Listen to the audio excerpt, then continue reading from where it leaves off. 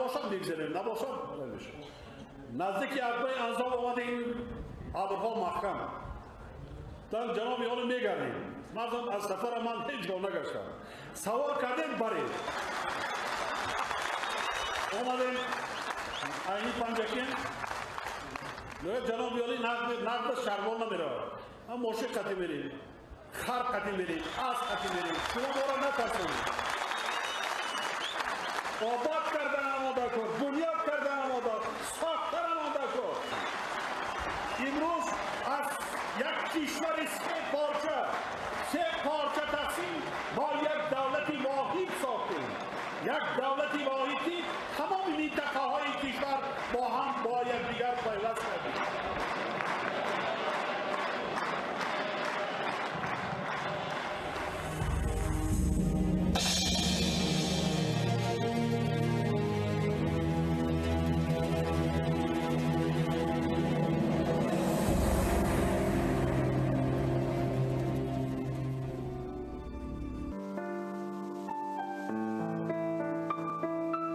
امام علی رحمان در جهان معاصر یکی از سیاستمداران معروف است.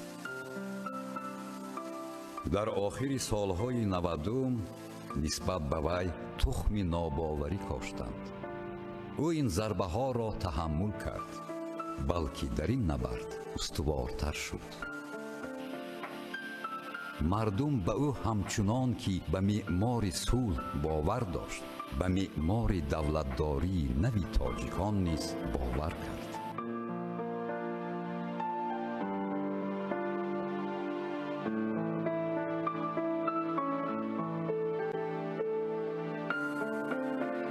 راه برای ما با همه سختی هایش حیات است، رمز است، نجات است. راه های بیراه، راه های سنگین پر مشقت.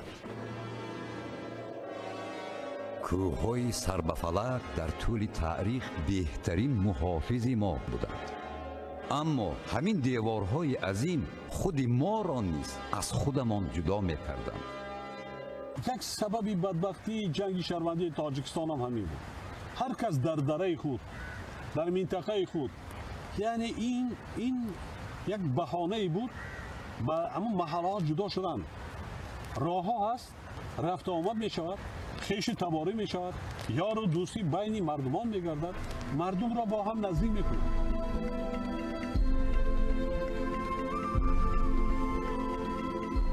امام علی رحمان با تمام هستی درک نمود که یگانه راه نجات از این ورطه هلاکتبار راه سازی است. زندگی هم همین را تقاضا میکرد. راه باید ساخت، زیرا در آخر عصر 20 در آن مرحله سرنوشت ساز ما را بار دیگر در تنگنا قرار دادند تا ما را همچون ملت از روی زمین پاک کنند. رنج های این محاصره را هر شهروند تاجیکستان خوب در یاد دارد.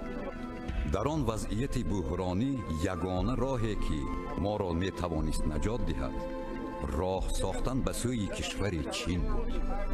چند طول نکشید که ماشین های پربار در مسیرهای این راه نو به حرکت در آمدند.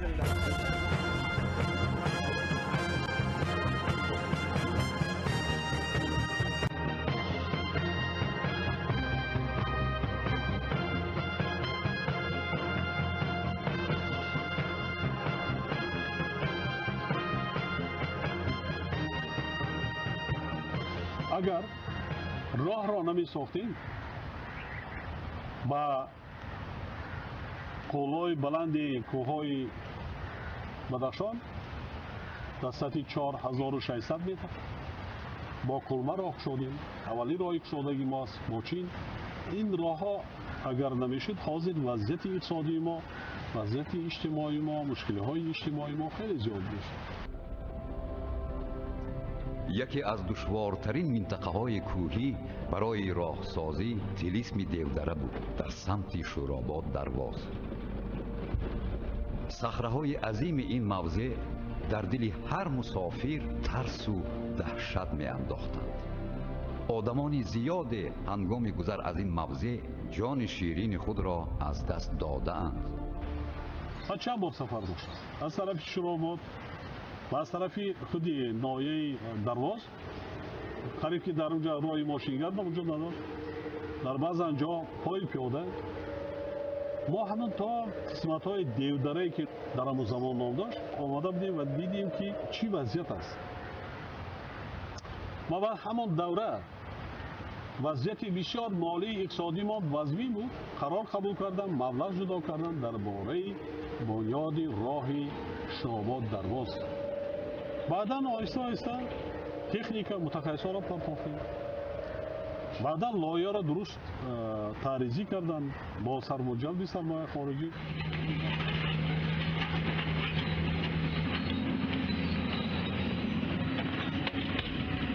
راهسازی وارد مرحله دیگر بنیاد راهها توسط افغانستان به پاکستان و همین طریق برآمدن به حوزه اقیانوس هند یکی از سمت‌های مهم سیاست راهگشایی سرور دولت را تشکیل داد.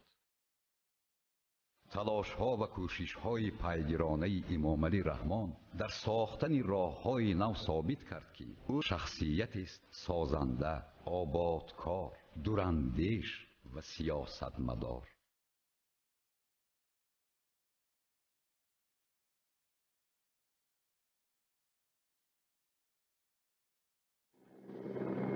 این بود که سرمایه گذاری انشاءات ها و دستگیری عملی پروژه های نو شروع شد.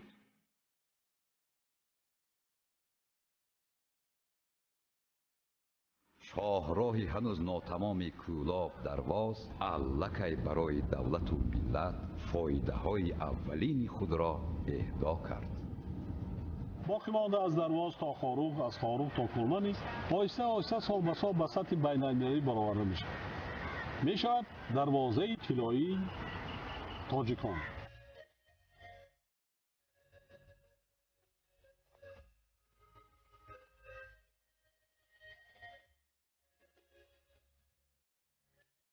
سرور دولت پیوسته کار میکند نقشه و طرح‌های نو میکشد تا سیمای پایتخت مملکت را دیگرگون سازد. دوشنبه را می‌خواهد پایتخت زمانوی با چهره معماری ملی سرسبز و آباد و زیبا ببیند. این روند را نه تنها راهبری می‌کند بلکه به واسطه در کار آبادانی آن با شوق و رغبت بی اندازه شرکت می‌ورزد.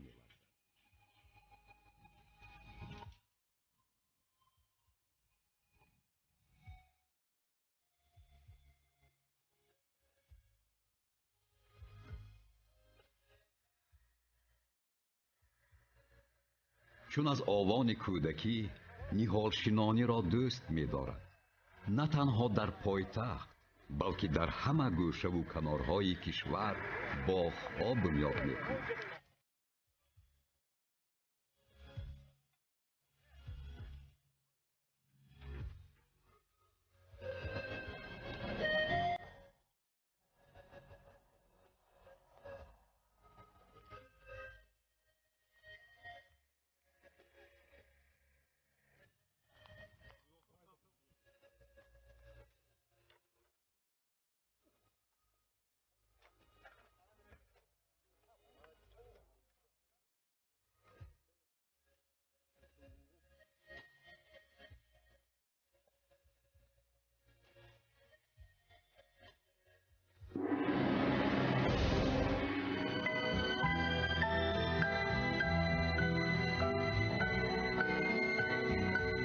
برای آنکه تاجیکستان از نگاه کمونیکاسیونی به یک کشوری واحد تبدیل داده شود شکافتن سینه عقبه‌های انزاب و شهرستان ناگزیر بود.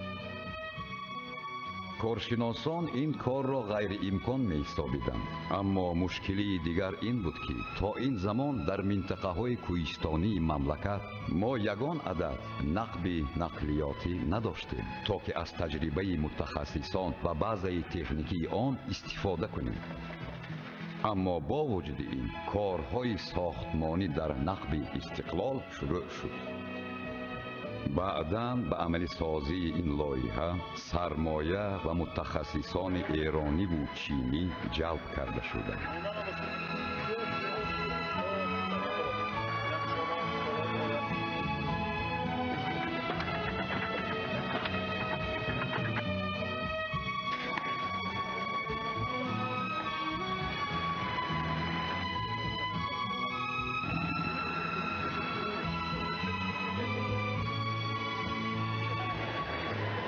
سروری دولت تمام تدبیرها را اندیشید تا به مقصد نهایی خود برسد.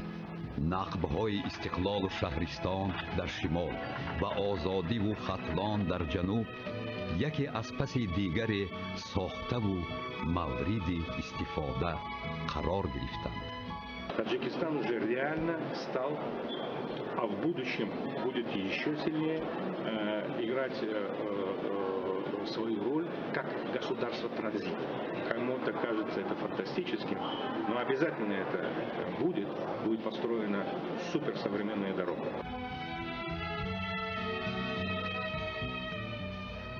تنها با ساختن چنین پل‌های با اعتماد ما می توانیم شاهراه‌های کشورمان را به معیارهای بین المللی راه‌های ترانزیتی مطابق سازیم.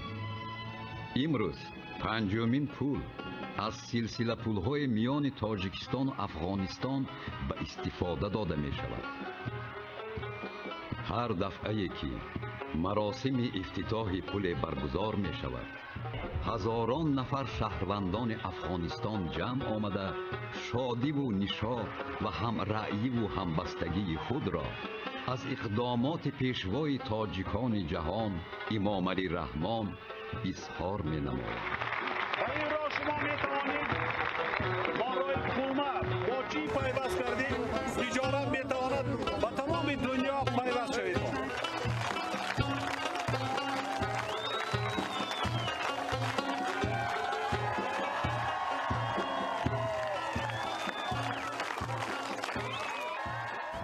راه این آینده پیشرفت و ترقیات دولت تاجیکستان است. یعنی راه این حیات است، این آبادی است، این پیشرفت است، این ترقیات است.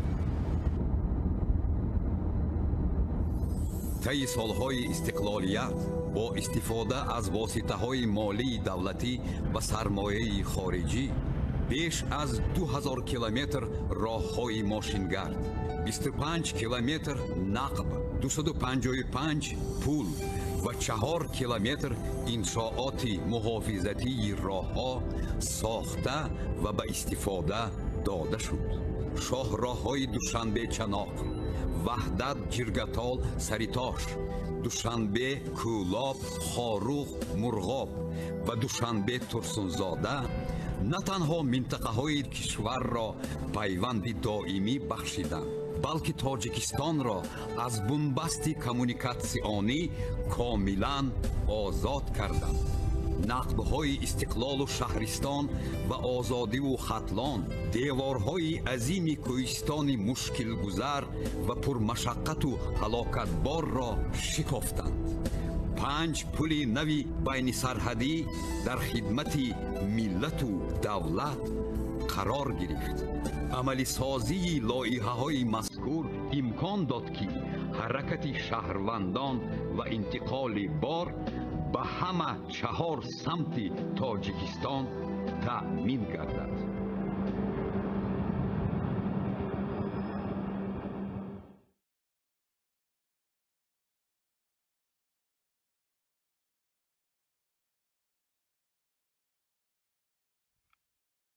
دنغره، زادگاه امام علی رحمان. پدر ایشان خلیفه رحمان زاده دیهه شنیدی خواست. در این منطقه پرغرور کوهستان گذشتگان او زیستند. خودش نیز همین جا میزیست تا زمانی که روزگار بر وی ضربه جان کاه زد. با نوزاد یتیمش تنها ماند. برای روزگذرانی از دیه به دیه می رفت. مردی کاری می کرد. بابیش هم همینجا زندگانی میکرد اما کیوش هم همیه انا برادرها همینجا زندگانی میکرد این همین خانه ها داتا وجود همین جای خانه ها پدرش همینجا سالی 46 رفته در همین کنالی بازو خیلی چند سالی تعمیقش گذاشته اگه کار کرده با حیقون توت و اون چیرا بانقره مادر امام علی بیبی میرم در دیهه کوهستانی کول به دنیا آمده است. این طبیعتی بیکر در آن روزگار منظری بس زیبا و جاذبه‌دار بود. زیبایی این دیار در وجودش نفوذ کرد و او این زیبایی را به فرزندانش انتقال داد. هنوز جوان زنی بیش نبود که با یگانه فرزندش تنها ماند. بار گران زندگی با همه سختی‌هایش بر شانه‌های نازکش فرود آمد.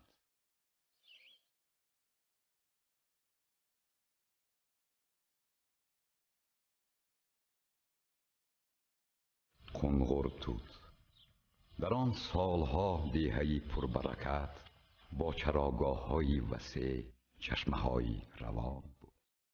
بابای رحمان پس از سرگشتگی‌های زیاد یک روزی خدا خود را در این دیهه دید. بیبی میرم را نیز روزگاری نابسامان به قنقرتوت آورد. در همین دیه رحمان به میرم پیشنهاد ازدواج داد. اراده خداوند بر همین رفته بود.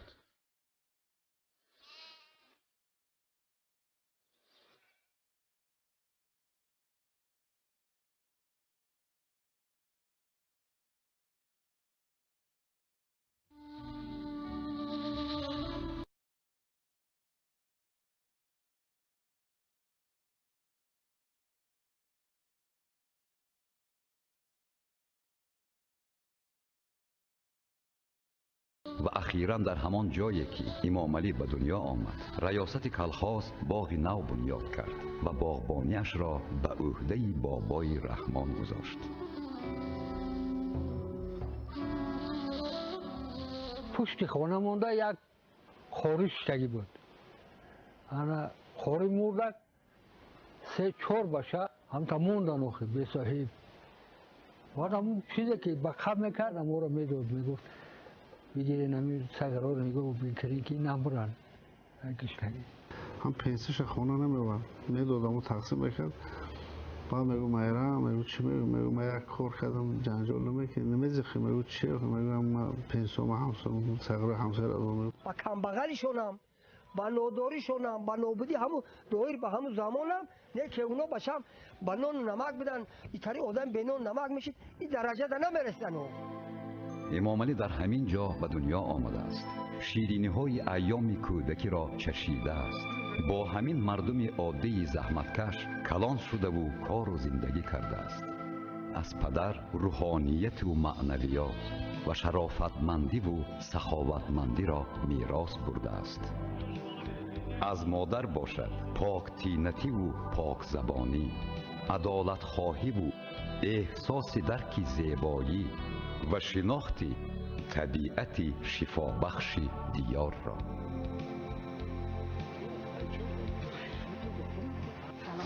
دستکاتان درد نبینه. آوی خیلی نداره.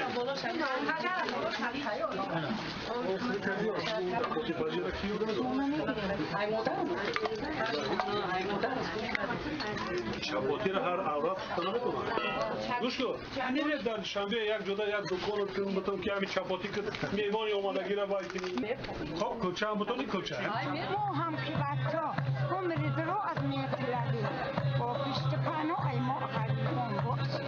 سمالو تصور مگاری هم بزر خیرم میخوادی میخواد کار مینم شکرات مینم یک پیشکتا خورده یکم خدمت نیست؟ نه بوم بدم ما دیوال کرده میتونم.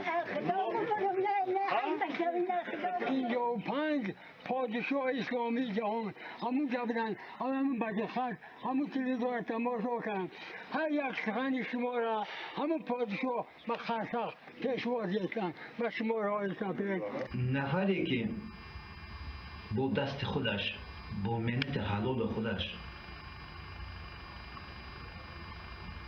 مکتب تمام کرد راهبر شد با خلق بود امروز بعد در سطح بلند اون نوربون بلند برآمدگیش اون چیزای پایین در زینه اول فراموش نمی‌کنه.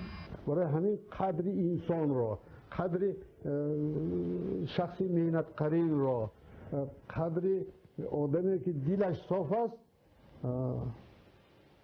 بسیار هم بالا میداند و او را بزرگاشان را همچون پدر جواناشان را همچون писар и трудно. Кстати, это к тому, что он вышел из народа.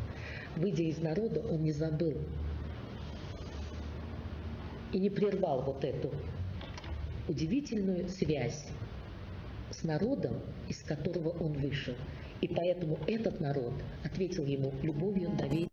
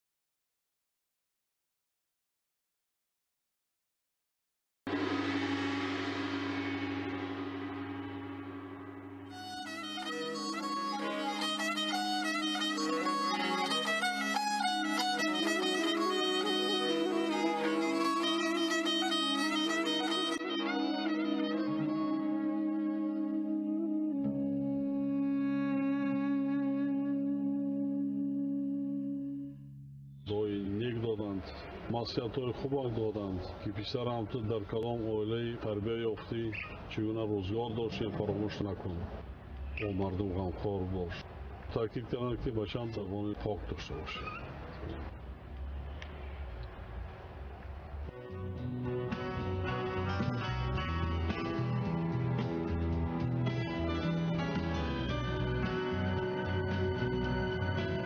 حیات تیز می‌گذرد بسیار زندگی تیز می‌گذرد مثل آب روان آب دریا همین قدر تیز می‌گذرد. خدای تعالی بنده را هست کرده است آب داده است زمین داده است عقل داده است نعمت‌های خدا داد محنت کن حرکت کن از من برکت زندگی ببین.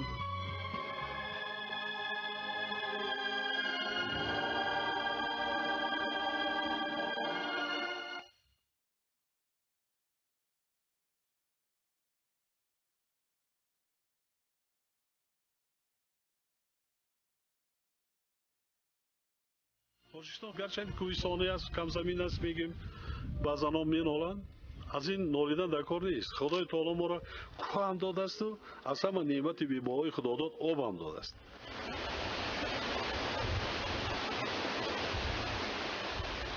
قرآن کریم در آیه مبارکه 45 سوره نور آید به عنصر اصلی حیات در روی زمین می‌فرماید خداوند همه موجودات زنده را از آب آفرید. زندگی بی آب وزنین است. آب را اداره باید کرد. то заминҳои ташналаб обёрӣ гардида ба манфиати халқу давлат истифода гардад. Президент Таджикистана Эмомали Рахмон обратил внимание на одну очень важную тему воды. Именно тогда я почувствовал, насколько прозорливыми оказались идеи, заложенные в его выступлении в 1999 году с трибуны Генеральной Ассамблеи ООН о провозглашении 2003 года Международным годом воды. Именно эта тема стала одной из 8 ключевых тем, связанных с целью развития тысячелетия.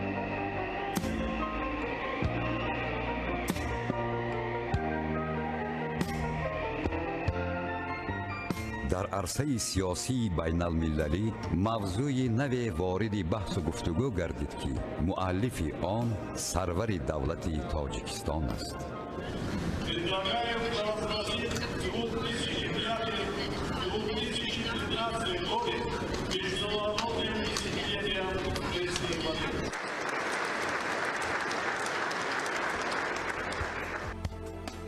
ҳамин тавр солҳои 2005-2015-ро созмони милали муттаҳид 10-солаи амалиёти об барои ҳаёт эълон кард. дар мамлакат тадбирҳои зиёде амалӣ гардид. даҳҳо иншоот барои захираю софкории об ва хатҳои интиқоли оби ошомиданӣ дар шаҳрҳову деҳоти кишвар сохтаву мавриди истифодаи мардум қарор гирифтанд.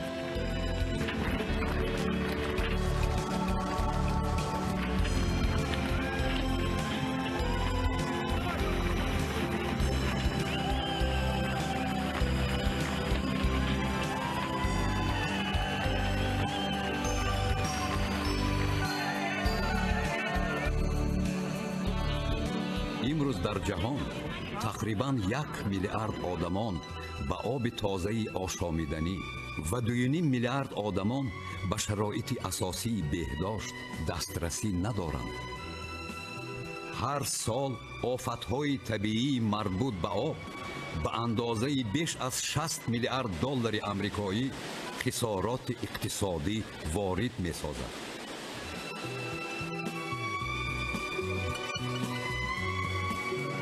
хушксолӣ ва биёбоншавӣ манбаи воситаҳои зиндагии зиёда аз 1 миллиарду 200 миллион одамро дар ҷаҳон зери хавфу хатар қарор медиҳад.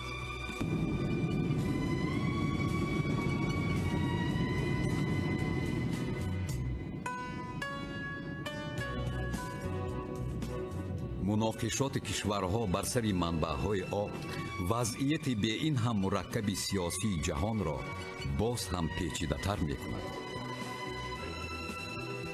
пешниҳодҳои Эмомалӣ Раҳмон оид ба масоили об дар наҳваи бархӯрди сиёсатмадорон бо проблемаи мазкур як рӯйкарди комилан нав ва такони ҷиддӣ ба амал овард.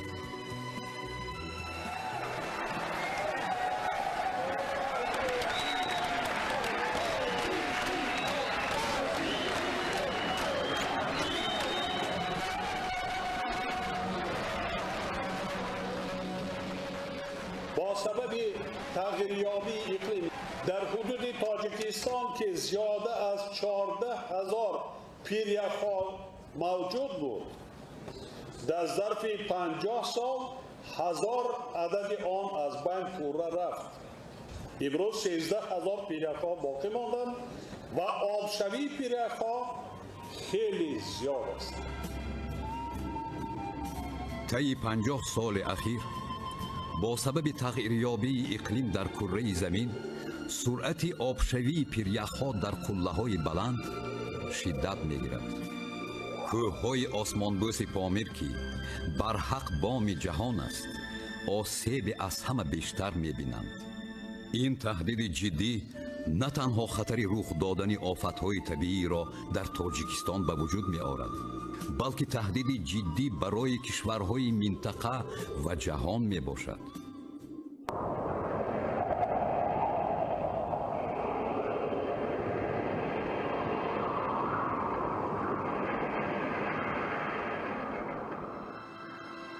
امامعلی رحمان به صفت یک پیشوای جهانی آید به مسئله آب بیش از 16 سال است که از منبرهای بلند بین المللی توجه جامعه جهانی را به حل این مسئله ها جلب می نماید. I would like to invite His Excellency Emomali Rahmon, the President of the Republic of Tajikistan, up on stage of congratulations. Please welcome His Excellency with a big round of applause. خانم محترم پرزیدنت جمهوری کره، محترم جناب رئیس، خانم ها و جنابان، هرچند که در چارچوب هدفهای رشد 1000 ساله دایر به حل مسائل آب پیشرفت معینی به دست آمده است، ولی تهدید و خطرهای معاصر گلوبالی از ما سعی و تلاش بیشتر تقاضا دارند. از این لحاظ تأسیس دادن فاندهای گوناگون ملی و منطقوی و گلوبالی اقدامات سری وقتی خواهند بود. دیگر سمت مهمی فعالیت منبع ما باید به سوی اقتصادی سبز روانه کرده شود که در این عرصه ذخیره‌های آب به حیث منبع تجدید شونده نیروی برق باید موقع ارزنده داشته باشد. امسال 10 ساله بین المللی عملیات آب برای حیات سالهای 2005-2015 به انجام می رسد. با در نظر داشت این پیشنهاد می نمایم که 10 ساله دوم بین المللی تحت شعار آب به خاطر رشد استوار اعلان کرده شد.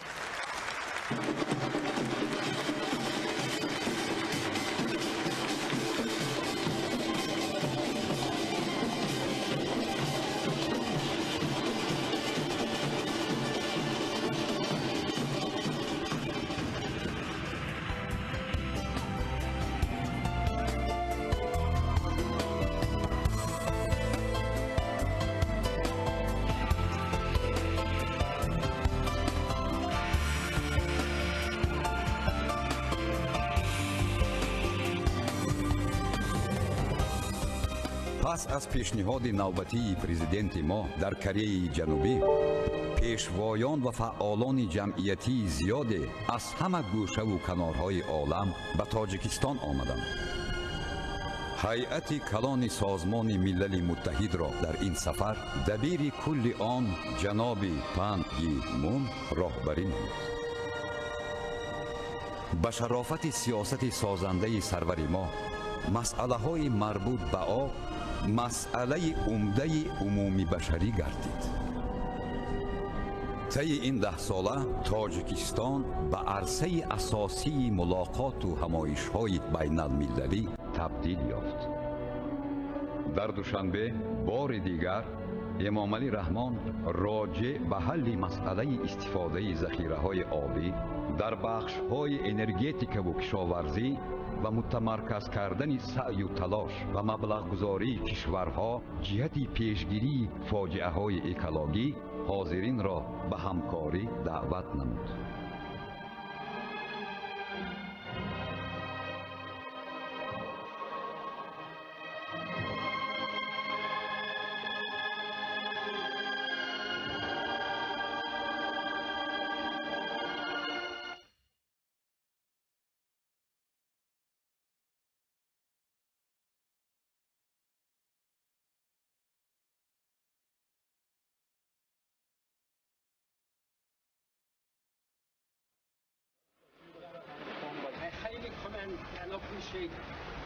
من میخواهم به پرزیدنت تاجیکستان امامعلی رحمان برای صدا بلند کردنشان آید به مسئله های آب در جهان اظهار سپاس نمایم.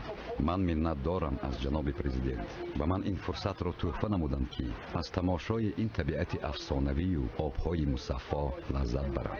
آب حیات است. آب این یک قسمت بسیار مهم زندگی ماست.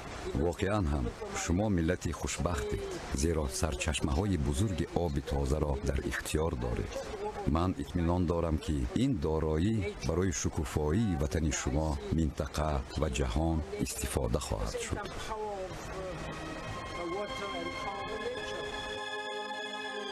باید تذکر داد که پیشوای ملت پرزیدنت تاجیکستان امامعلی رحمان پیشنهاد خود را که در چهارچوبه فورم هفتم عمومی جهانی آب صدا داده بود، بار دیگر در مباحثات عمومی اجلاسیه 70 مجمع عمومی سازمان ملل متحد روز 29 سپتامبر سال جاری به میان گذاشته اظهار اطمینان نمود که اعلان نمودن 10 ساله نوی بین المللی آب بهر رشد استوار وسیله مهم دستیابی به هدفهای رشد استوار مربوط به آب خواهد گشت.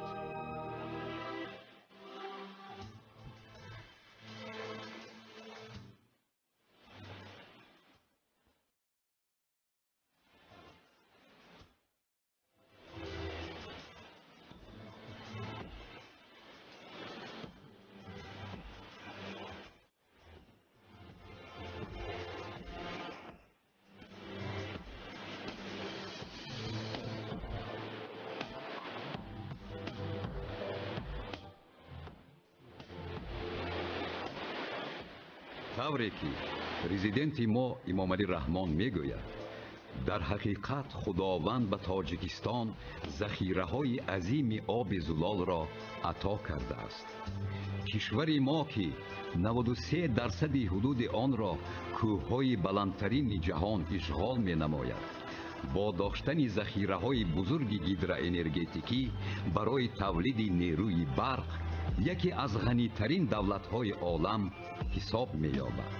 مسئله استفاده ذخیره‌های آبی یکی از سمت‌های اساسی سیاست حکومت جمهوری تاجیکستان میباشد. تاجیکستان قادر است همه کشورهای منطقه را با برقی از نگاه اکولوژی تازه تأمین نماید.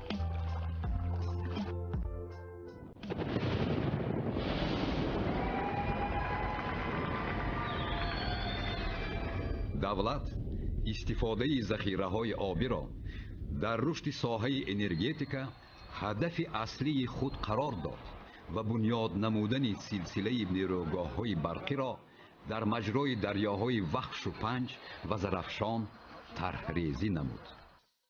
با جلب سرمایه‌های فدراسیون روسیه و جمهوری اسلامی ایران ساختمان نیروگاه‌های برقی آبی سانکتودا 1 و سانکتودا 2 شروع گردید. برای تأمین نمودن این انشاءات‌های بزرگ با مصالح ساختمانی وطنی خصوصاً سیمنت خوشصفت که در ساختن استحکامات نیروگاه اهمیت کلان دارد، کارخانه تاجیک سیمنت با اقتدار استحصالی بیشتر فعال کرده شد.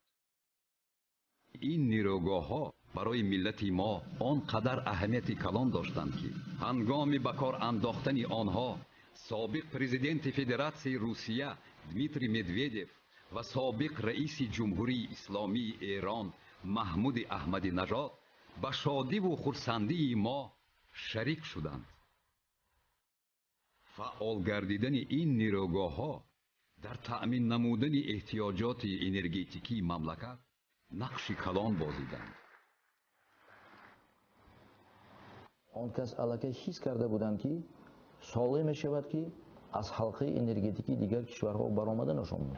وقتی که چنین حادثه به عمل می آید پوره ولایت سو بی برق میماند. لیکن جناب اولی در یک مدتی کوتاه توانستند چنین خط برقی بلند شدتی شمال جنوب را ساخته به استفاده دهیم. قریب که همان روزها دیگر کشورها از آسیای میانه از حلقه انرژتیکی برآمده. ساختن خط انتقال برق بلند شدت 500 کیلوولتی جنوب شمال به انجام رسید. با همین شبکه یگانه انرژتیکی تاجیکستان به فعالیت آغاز کرد. احتیاجات پره ولایت سوخت به نیروی برق در یک شبانه روز 14 میلیون کیلووات ساعت را تشکیل می‌دهد، ولی قابلیت برگزرانی خط جنوب شمال در یک شبانه روز به 27 میلیون کیلووات ساعت برابر است.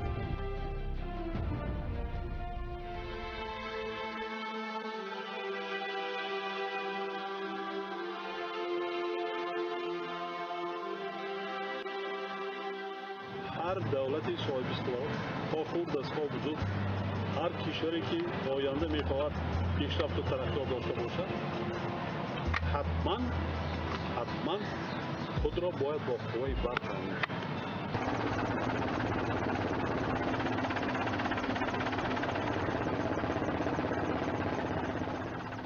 نیروگاه برق آبی راغون.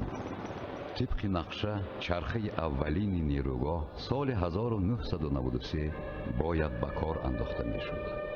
اما به علت تیز و تند شدن وضعیت سیاسی تاجیکستان سال 1990 کارهای ساختمانی در نیروگاه قطع گردید. После развала Советского Союза все, что там было, все это растащили. Слушай, я не представляю, куда делись столько машин, механизмов. Шагающий экскаватор исчез с этой стройки. И теперь Эмомали Рахмону надо было все это заново обдумать, как туда достать технику, за что, на какие деньги покупать, на какие деньги строить эту станцию.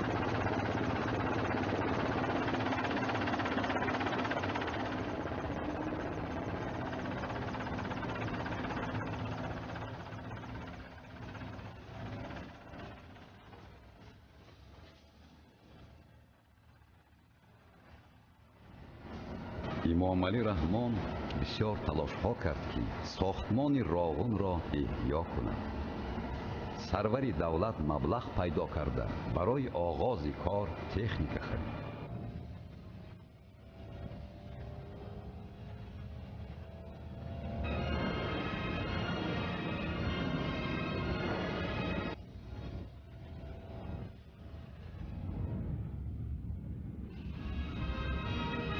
برای تاجیکستان راغون لایحه حیاتاً مهم بوده.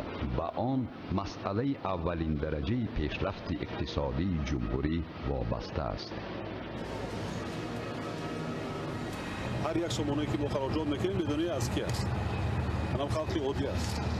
شکمش نان نخورد، فرزندش لباس نگرفت، با سهمیه گرفتی نیروگاه تیسر شد.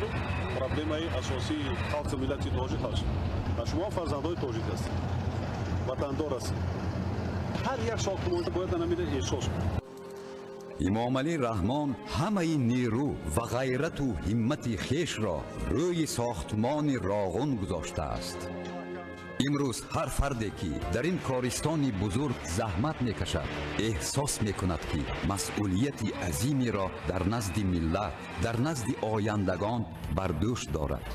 کار در راغون در دل سازندگان آن احساس عمیق مهنت دوستی، ننگ و ناموس وطنداری و قهرمانی را بیدار کرده است. آرزو امید ما همین است که خدای تعالی نکشه و همین اقلا همین چرخی اول گردان کنیم.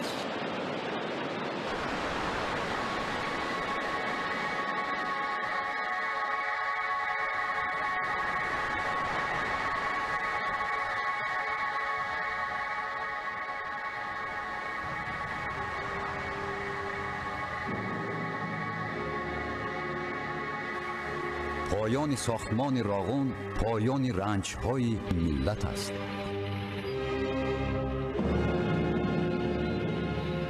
راغون نور است که دل و دیده و منزل و مکان ما را روشن می‌کند. نیروی است که اقتدار کشور ما را افزون می‌گرداند.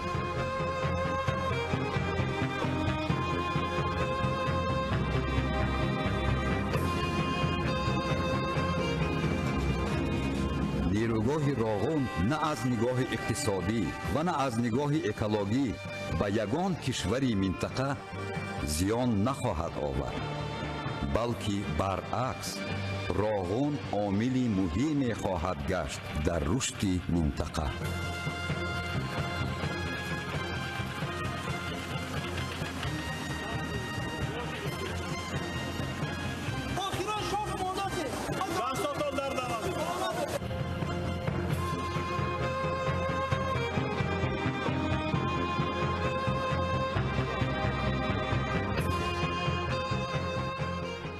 در تاریخ ساختمان راغون امروز روزی مخصوص است.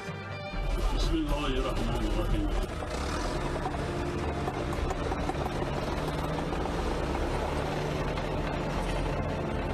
امروز یکی از مهمترین کارهای به عمل می آید که همه منتظر اجرای آنند. آغاز بنیاد سربند نیروگاه برق آبی راغون.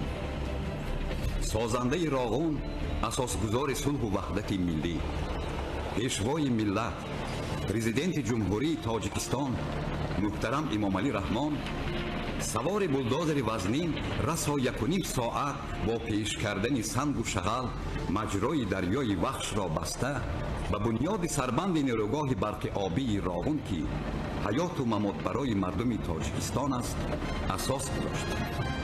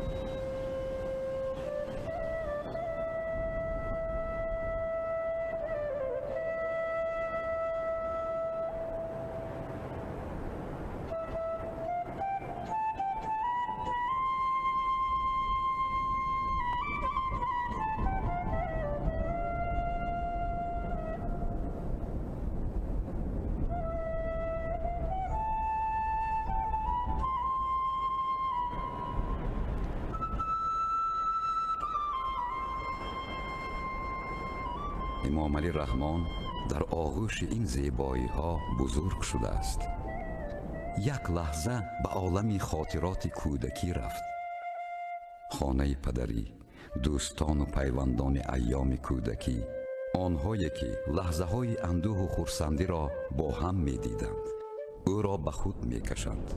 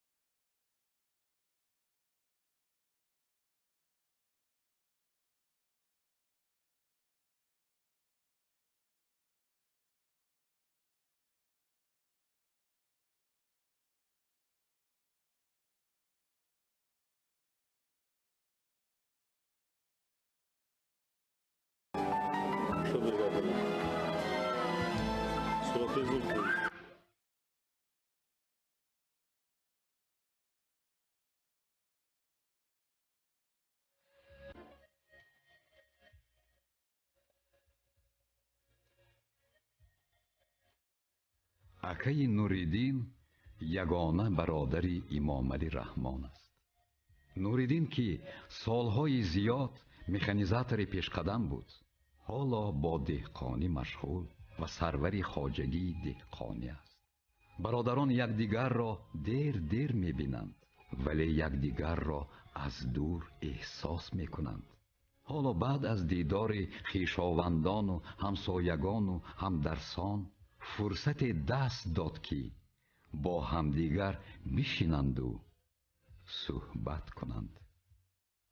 як лаҳзае ки аз озодтар вақти ки дорем бо ҳамсинфон, бо ҳамкороне ки дар ин хоҷагӣ бо ман сари кор доштанд, бо холаҳои худам, тағоён, бародари худ, ба ҳар ҳол инам ғанимат аст. яна дар соли 59 9 сола аъзои фахрии хоҷагӣ шудем, кор кардем. این کسا که خطیم خمپری مادر کاره خورایی در بسیارتر از نجیب میدن. مادرم بیدار میکرد.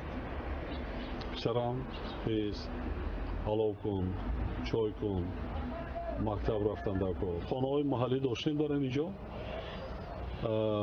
زمستان های سرد بود. حالا اون زمستان ها نیست. برف های زیاد میبارد. بالای بام از برف رفتن در کار. تازه کردن در کار. نباشد خانه فرو میزد.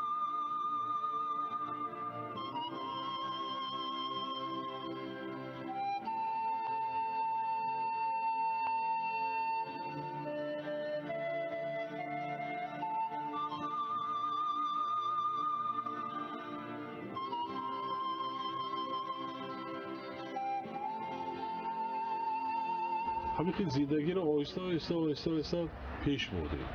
اول خانه رو در کردیم، بعد این کس باید ما را با ما خانه کردیم. این خانه‌ای که میبینید همین سنگی دو کس میشیشتیم تلشکده بعدی ساعتهای کاری شمانه دست میشیشتیم سنگ تلشکده برو میکردیم و آورده در اینجا کوال خطی مایده. ما اول عقلم نمیگیره که سنگ مایده کرده میشود، سنگ میشکنه. وقتی که متخصصا یاد دادن کوال در چطور داشتن در کار، در کجا زدن در کار، سنگ دو کوال میزه سنگ همین گیمگی پای دیوار همین با دست خودمون کرده است.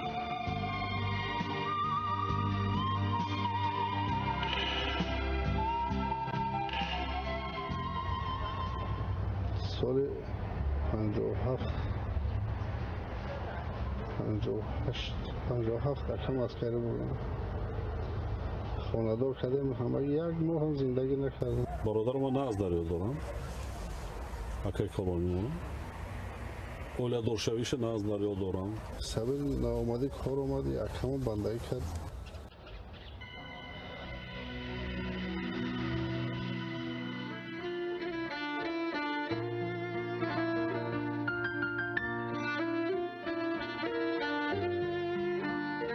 امام علی در همان آوان کودکی با غم و اندوهی گران روبرو شد. بار اول درک کرد که غم چیست، بیکسی چیست، ناعلاجی چیست.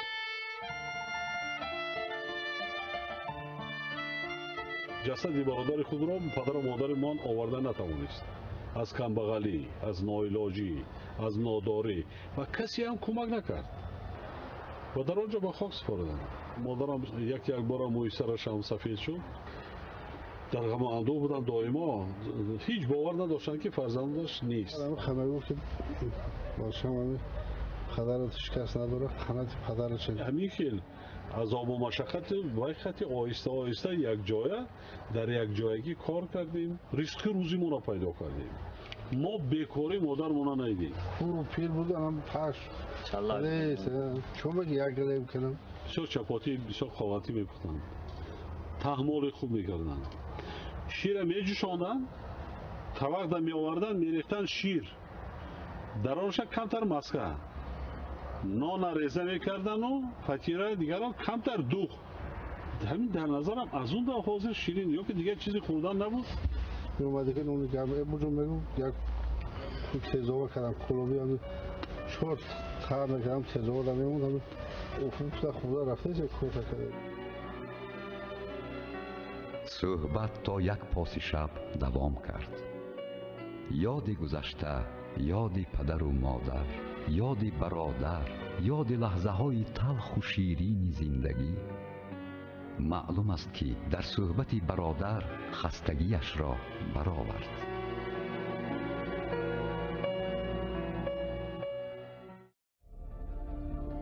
ما وطن خودمان آباد کردن ماندک، بنیاد کردن ماندک، سطح زندگی اهالی مملکت را خوبتر و بهتر گردانیم.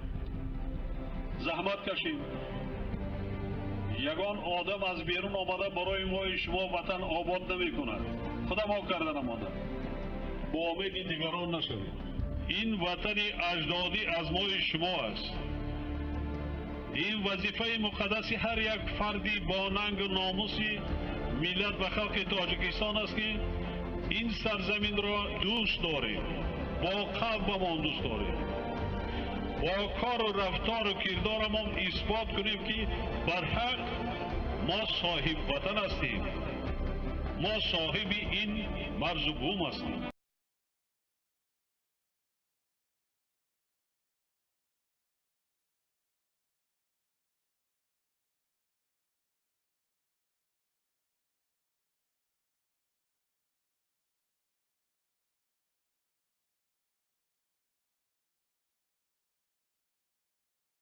مقدس است. ما باید وطن خود را احتیاط کنیم تا که دست بدخواهان و جنایتکاران به سوی آن دراز نگردد. ما فاجعه های بر سرمان آمده را فراموش نکرده ایم. سالهای بی سر و سامانی، بی حاکمیتی، جنگ، فقر، گرسنگی و بدبختی ها را ما فراموش نکرده ایم که پیشوای ما به خاطر روزگار امن و آسوده و خوشبختی ما شب و روز جانبازی ها کرد.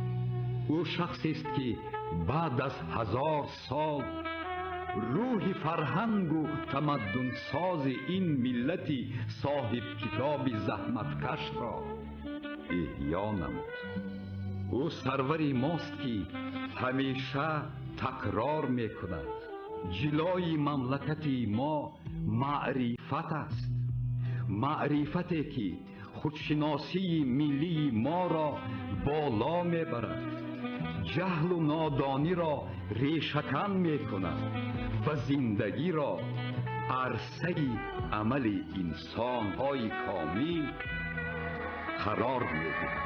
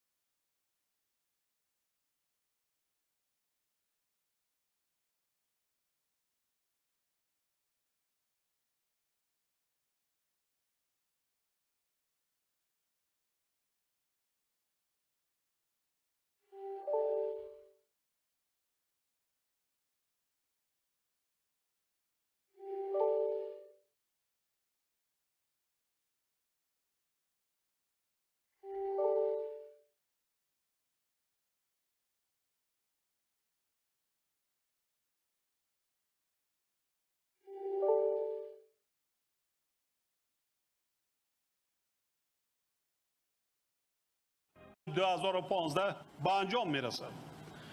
با در نظر داشت این پیشنهاد می نمایم که 10 ساله دوم بین المللی تحت شعار آب به خاطر رشد استوار اعلان کرده شد.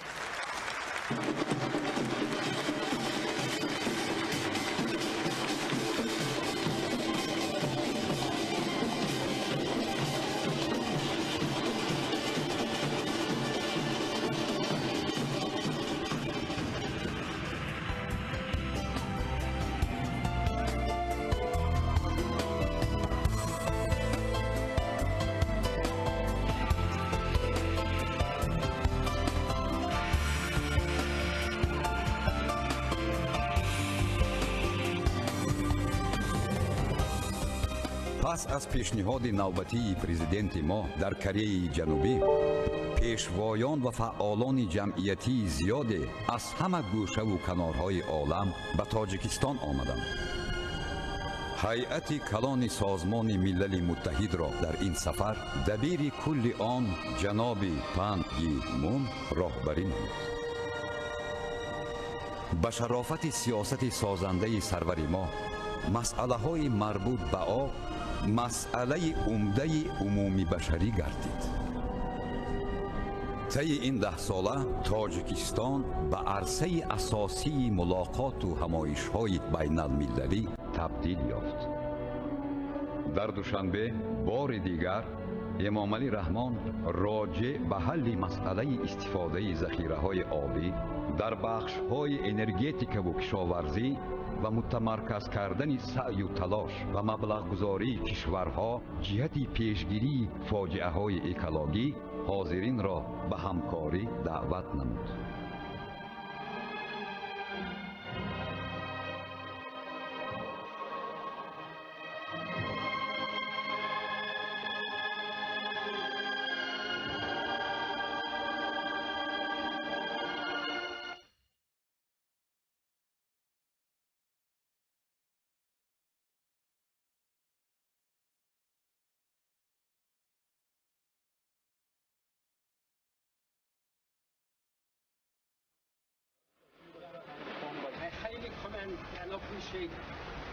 من میخواهم به پرزیدنت تاجیکستان امام علی رحمان برای صدا بلند کردنشان آید به مسئله های آب در جهان اظهار سپاس نمایم.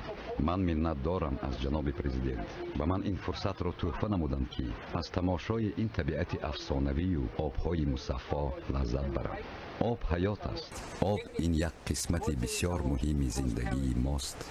واقعا هم شما ملت خوشبختید زیرا سرچشمه های بزرگ آب تازه را در اختیار دارید.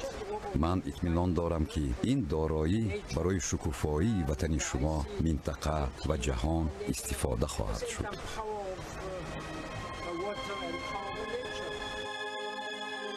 باید تذکر داد که پیشوای ملت پرزیدنت تاجیکستان امام علی رحمان پیشنهاد خود را که در چهارچوبه فورم هفتم عمومی جهانی آب صدا داده بود، بار دیگر در مباحثات عمومی اجلاسیه 70 مجمع عمومی سازمان ملل متحد روز 29 سپتامبر سال جاری به میان گذاشته اظهار اطمینان نمود که اعلان نمودن 10 ساله نوی بین المللی آب بهر رشد استوار وسیله مهم دستیابی به هدفهای رشد استوار مربوط به آب خواهد گشت.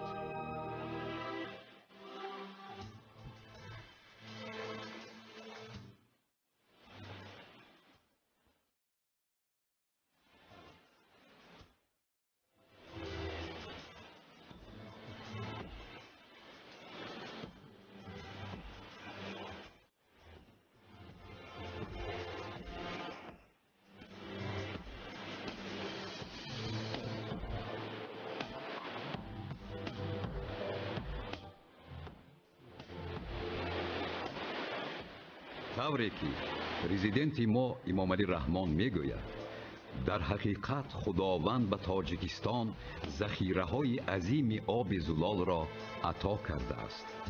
کشور ما که 93% حدود آن را کوههای بلندترین جهان اشغال می نماید، با داشتن ذخیره های بزرگ هیدروانرژتیکی برای تولید نیروی برق یکی از غنیترین دولت‌های عالم حساب می‌یابد. مسئله استفاده ذخیره‌های آبی یکی از سمت‌های اساسی سیاست حکومت جمهوری تاجیکستان میباشد.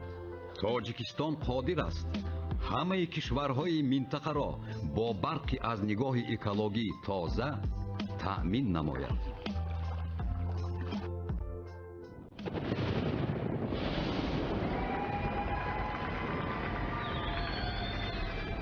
دولت استفاده ذخیره‌های آبی را در رشد ساحه انرژتیک هدف اصلی خود قرار داد و بنیاد نمودن سلسله نیروگاه‌های برقی را در مجرای دریاهای وخش و پنج و زرافشان طرح‌ریزی نمود.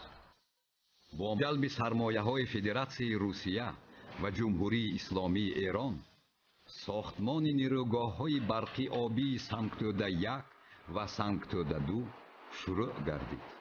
برای تأمین نمودن این انشاءات‌های بزرگ با مصالح ساختمانی وطنی، خصوصاً سیمنت خوشصفت که در ساختن استحکامات نیروگاه اهمیت کلان دارد، کارخانه تاجیک سیمنت با اقتدار استحصالی بیشتر فعال کرده شد.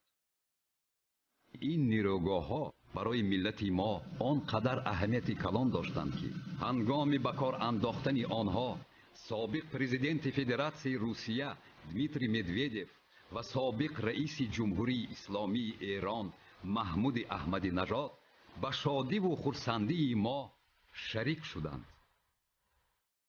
فعال گردیدن این نیروگاه‌ها در تأمین نمودن احتیاجات انرژتیکی مملکت نقش کلان بازیدند. آن کس علاقه حس کرده بودند که ساله می شود که از حلقه انرژتیکی دیگر کشورها برآمده نشون بود. وقتی که چنین حادثه به عمل می آید، پوره ولایت سو بی برق میماند. لیکن جناب اولی در یک مدتی کوتاه توانستند چنین خط برقی بلند شدتی شمال جنوب را ساخته به استفاده دهیم. قریب که همون روزها دیگر کشورها از آسیای میانه از حلقه انرژتیکی برآمده. ساختن خط انتقال برق بلند شدت 500 کیلوولتی جنوب شمال به انجام رسید. با همین شبکه یگانه انرژتیکی تاجیکستان به فعالیت آغاز کرد. احتیاجات پره ولایت سوخت به نیروی برق در یک شبانه روز 14 میلیون کیلووات ساعت را تشکیل می‌دهد، ولی قابلیت برگزرانی خط جنوب شمال در یک شبانه روز به 27 میلیون کیلووات ساعت برابر است.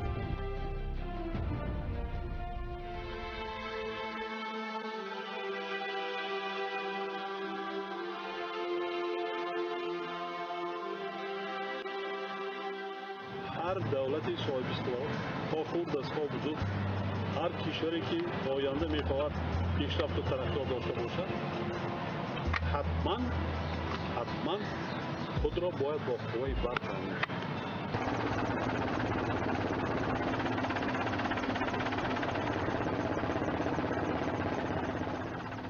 نیروگاه برق آبی راغون طبق نقشه چرخه اولین نیروگاه سال 1993 باید به کار انداخته می شد. اما به علت تیز و تند شدن وضعیت سیاسی تاجیکستان سال 1990 کارهای ساختمانی در نیروگاه قطع گردید. После развала Советского Союза все, что там было, все это растащили. Слушай, я не представляю, куда делись столько машин, механизмов. Шагающий экскаватор исчез с этой стройки. И теперь Эмомали Рахмону надо было все это заново обдумать, как туда достать технику, за что, на какие деньги покупать, на какие деньги строить эту станцию.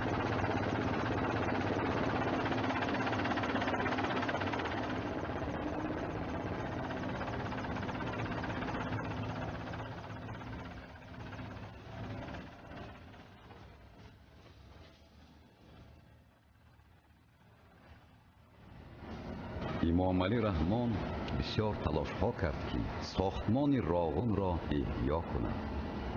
سروری دولت مبلغ پیدا کرده برای آغاز کار تکنیک خرید.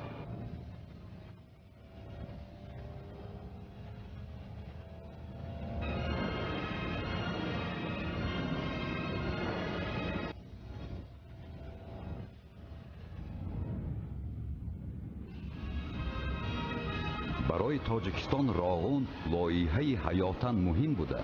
به آن مسئله اولین درجه پیشرفت اقتصادی جمهوری وابسته است. هر یک سامانه‌ای که ما خراجات میکنیم میدونی از کی است؟ همه خلق عادی است.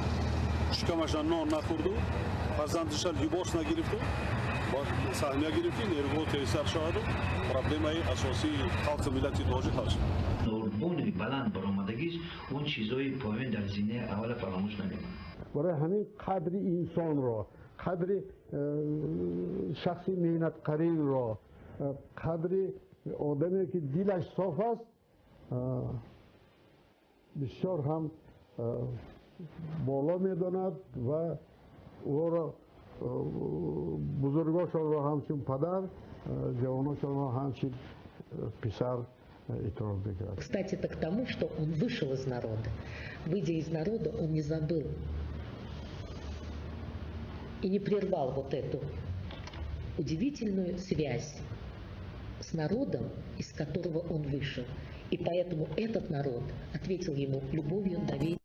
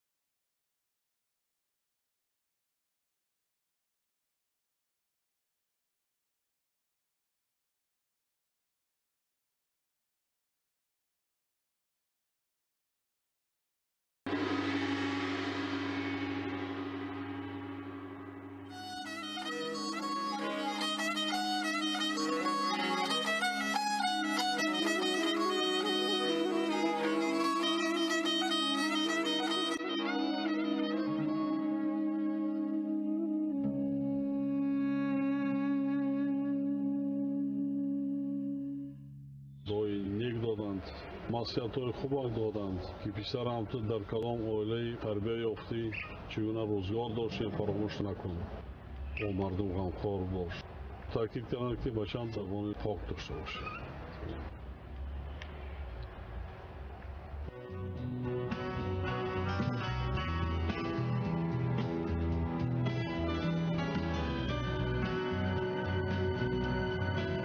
حیات تیز می‌گذرد. بسیار زندگی تیز می‌گذرد. مثل آب روان، آب دریا. همین قدر تیز می‌گذرد. خدای تعالی بنده را هست کرده است، آب داده است، زمین داده است، عقل داده است. نعمت‌های خدا داد. محنت کن. حرکت کن، از من برکت، زندگی ببین.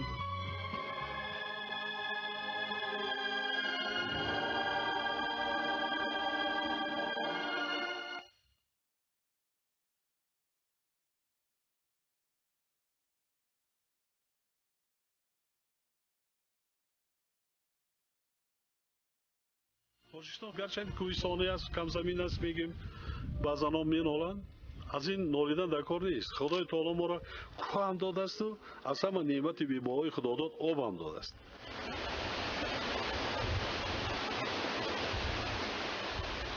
قرآن کریم در آیه مبارکه 45 سوره نور آید به عنصر اصلی حیات در روی زمین می‌فرماید خداوند همه موجودات زنده را از آب آفرید.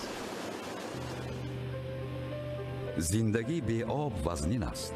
آب را اداره باید کرد تا زمین‌های تشنه‌لب آبیاری گردیده به منفعت خلق و دولت استفاده گردد. Президент Таджикистана Эмомали Рахмон обратил внимание на одну очень важную тему воды. Именно тогда я почувствовал, насколько прозорливыми оказались идеи, заложенные в его выступлении в 1999 году с трибуны Генеральной Ассамблеи ООН о провозглашении 2003 года Международным годом воды. Именно эта тема стала одной из 8 ключевых тем, связанных с целью развития тысячелетия.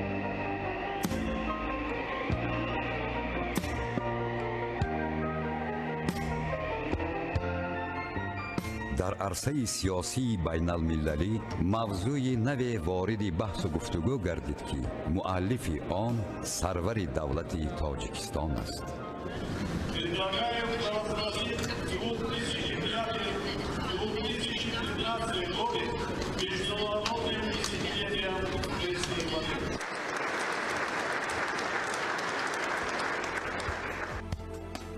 ҳамин тавр солҳои 2005-2015-ро созмони милали муттаҳид 10-солаи амалиёти об барои ҳаёт эълон кард. дар мамлакат тадбирҳои зиёде амалӣ гардид. даҳҳо иншоот барои захираю софкории об ва хатҳои интиқоли оби ошомиданӣ дар шаҳрҳову деҳоти кишвар сохтаву мавриди истифодаи мардум қарор гирифтанд.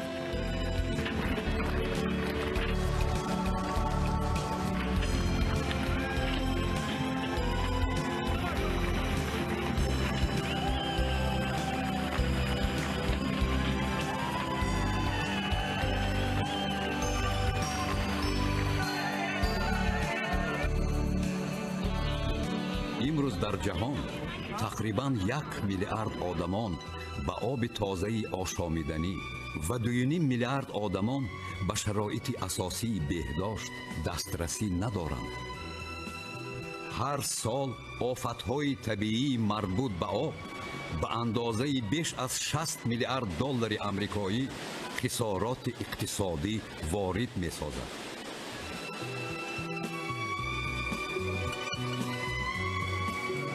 хушксолӣ ва биёбоншавӣ манбаи воситаҳои зиндагии зиёда аз 1 миллиарду 200 миллион одамро дар ҷаҳон зери хавфу хатар қарор медиҳад.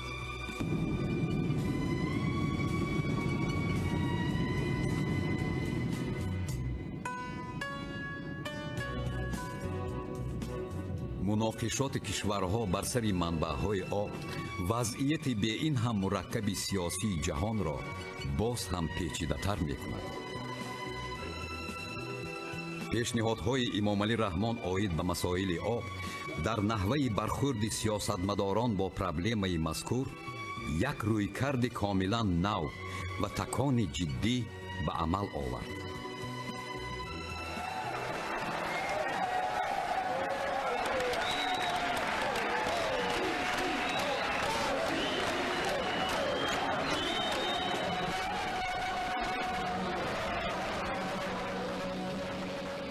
با سبب تغییریابی اقلیمی در حدود تاجیکستان که زیاده از 14,000 پیریخ‌ها موجود بود، در ظرف 50 سال 1000 عدد آن از بین فرو رفت. امروز 13,000 پیریخ‌ها باقی ماندند و آبشوی پیریخ‌ها خیلی زیاد است. طی 50 سال اخیر با سبب تغییریابی اقلیم در کره زمین سرعت آبشوی پیریخ‌ها در قله‌های بلند شدت می‌گیرد. کوه‌های آسمانبوس پامیر که برحق بام جهان است آسیب از همه بیشتر می‌بینند. این تهدید جدی نه تنها خطر رخ دادن آفت‌های طبیعی را در تاجیکستان به وجود می‌آورد، بلکه تهدید جدی برای کشورهای منطقه و جهان میباشد.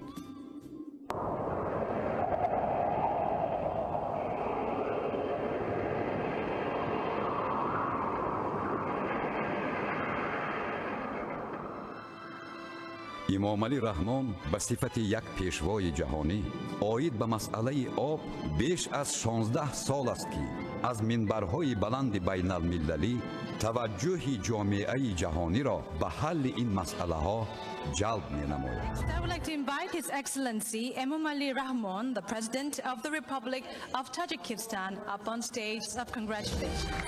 Please welcome His Excellency with a big round of applause. خانم محترم پرزیدنت جمهوری کره، محترم جناب رئیس، خانم ها و جنابان، هرچند که در چارچوبه هدفهای رشد 1000 ساله دایر به حل مسائل آب پیشرفت معینی به دست آمده است، ولی تهدید و خطرهای معاصر گلوبالی از ما سعی و تلاش بیشتر تقاضا دارند. از این لحاظ تأسیس دادن فاندهای گوناگون ملی و منطقوی و گلوبالی اقدامات سری وقتی خواهند بود. دیگر سمت مهمی فعالیت منبع ما باید به سوی اقتصادی سبز روانه کرده شود که در این عرصه ذخیره‌های آب به حیث منبع تجدید شونده نیروی برق باید موقع ارزنده داشته باشد.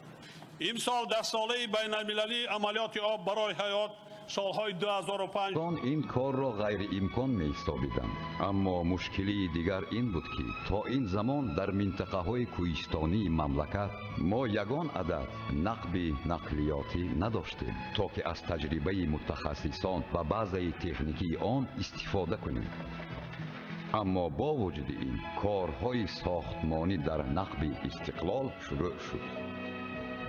بعداً به عمل سازی این لایحه سرمایه و متخصصان ایرانی و چینی جلب کرده شدند.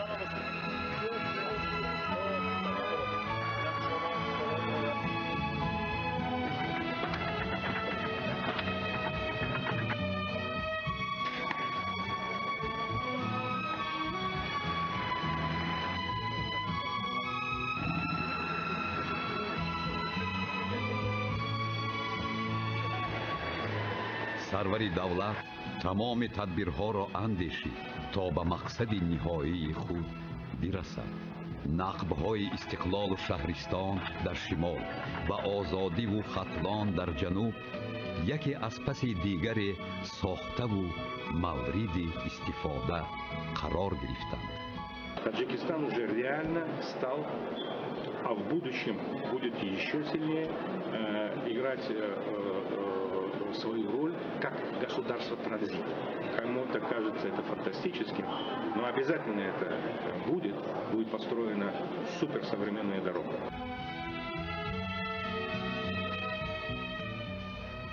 تنها با ساختن چنین پل‌های با اعتماد ما می توانیم شاهراه‌های کشورمان را به معیارهای بین المللی راه‌های ترانزیتی مطابق سازیم.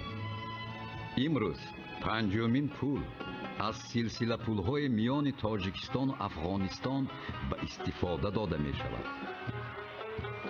هر دفعه که مراسم افتتاح پل برگزار می شود، هزاران نفر شهروندان افغانستان جمع آمده شادی و نشاط و هم رأی و همبستگی خود را از اقدامات پیشوای تاجیکان جهان امام علی رحمان اظهار می نماید. این را شما می توانید با راه حکومت با چی پیوست کردید؟ تجارت می تواند به تمام دنیا پیوست شوید.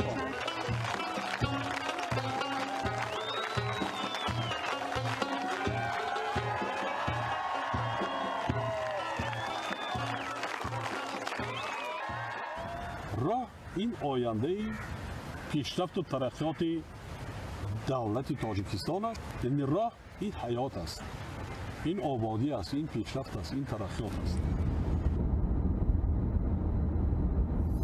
طی سالهای استقلالیت با استفاده از واسطه‌های مالی دولتی و سرمایه خارجی بیش از 2000 کیلومتر راه‌های ماشینگرد، 25 کیلومتر نقب، 255 پل و 4 کیلومتر انشاءات محافظتی راه‌ها ساخته و به استفاده داده شد. شاهراه‌های دوشنبه چناق، وحدت جرگتال سریتاش، دوشنبه کولاب خاروخ مرغاب و دوشنبه ترسونزاده نه تنها منطقه های کشور را پیوند دائمی بخشیدند، بلکه تاجیکستان را از بنبست کمونیکاسیونی کاملا آزاد کردند. نقب‌های استقلال و شهرستان و آزادی و ختلان دیوارهای عظیم کوهستان مشکل گذر و پرمشقت و هلاکتبار را شکافتند. 5 پل نوی بین سرحدی در خدمت ملت و دولت قرار گرفت. عملی سازی لایحه‌های مذکور امکان داد که حرکت شهروندان و انتقال بار به همه 4 سمت تاجیکستان تأمین گردد.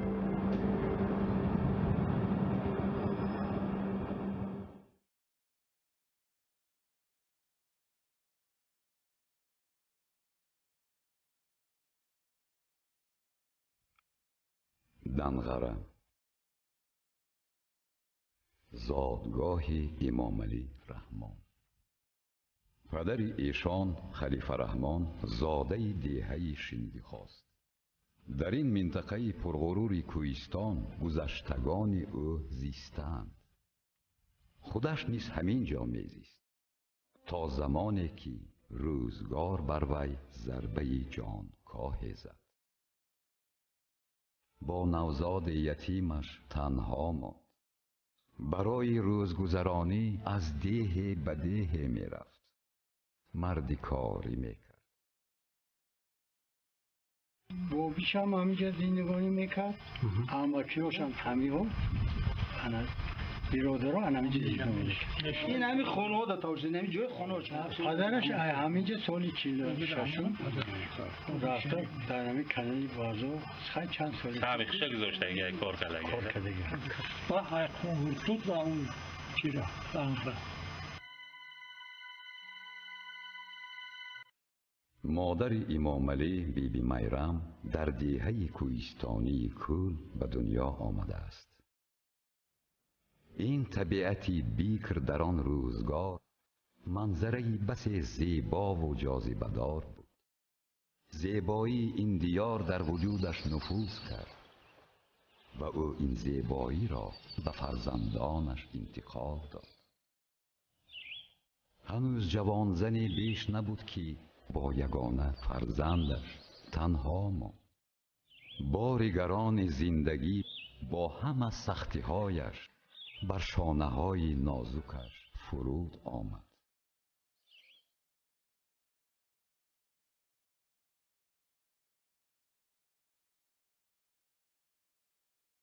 قنقرتوت در آن سالها دیهه‌ای پربرکت با چراگاه‌های وسیع، چشمه‌های روان بود. بابای رحمان پس از سرگشتگی‌های زیاد یک روزی خدا خود را در این دیه دید. بی بی میرم را نیز روزگاری نابسامان به قنقرتوت آورد.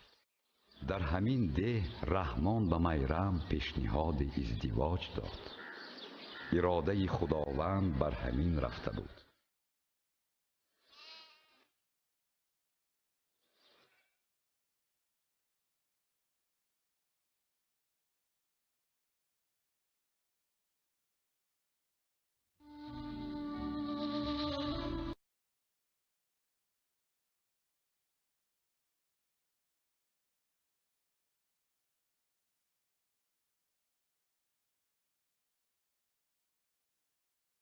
و اخیراً در همان جایی که امام علی به دنیا آمد ریاست کلخاس باغی نو بنیاد کرد و باغبانیش را به عهده بابای رحمان گذاشت.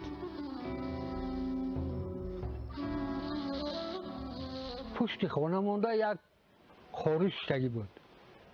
انا خاری مردک 3-4 باشه هم تا موندن آخه به صاحب. و همون چیزی که بخب میکرد همون را میداد میگفت بگیرین همین سگرها رو نگاه بکنین که نمرن کشتگی. هم پنسیش خونه نمیبرد میدادم و تقسیم میکرد. بعد میگو میرم میگو چی میگو من یک کار کردم جنجال نمیکنی نمیزخی میگو چی میگو من پنسوم همسوم سگر همسر میگو با کم بغلشونم با نوداریشونم با نوبودی همون دویر به همون زمانم نه که اونا باشم با نون نمک بدن اینطوری آدم به نون نمک میشید این درجه در نمیرسن. امام علی در همین جا به دنیا آمده است. شیرینی های ایام کودکی را چشیده است.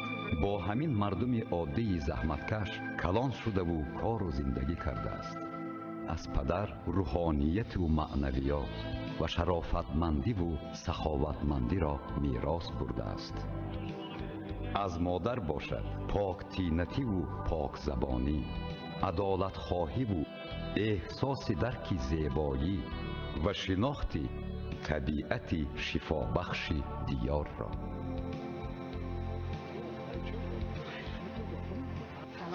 دستکاتان درد نبینه. آوی خیلی نداره.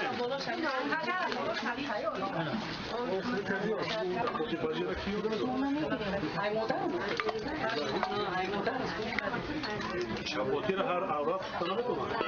گوش کن میره در شنبه یک جدا یک دکان کنم بتون که همین چپاتی که میوانی اومدگی را باید کنی خب کوچه هم بتونی کوچه ما هم که بچه هم میرید رو از میخلدی با پشت پانو ای ما خریدون باش حملوا تصوير مجاري حمد عينبون ميخلي يركب كود منهم شكرات منهم یک دشقه خوب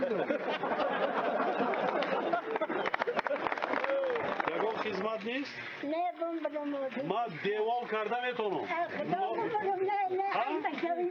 اینجا و 5 پادشاه اسلامی جهان همون جبران همون بدخط همون تلویزیون تماشا کردن هر یک سخن شما را همون پادشاه به خرسخ پیشواز کردن و شما را ایستان نفری که با دست خودش با منت حلال خودش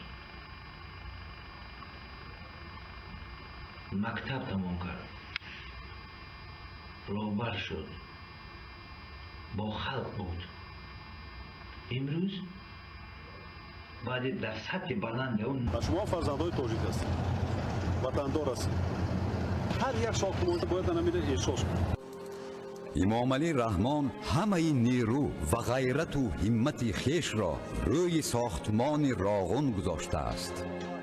امروز هر فردی که در این کارستان بزرگ زحمت میکشد احساس میکند که مسئولیت عظیمی را در نزد ملت در نزد آیندگان بر دوش دارد.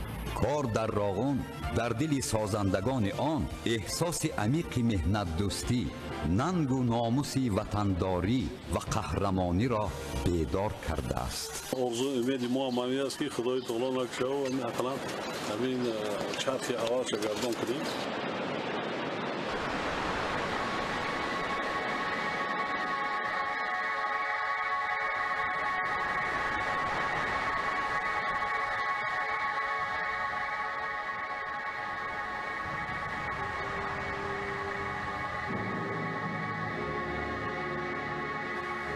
پایان ساختمان راغون پایان رنج‌های ملت است.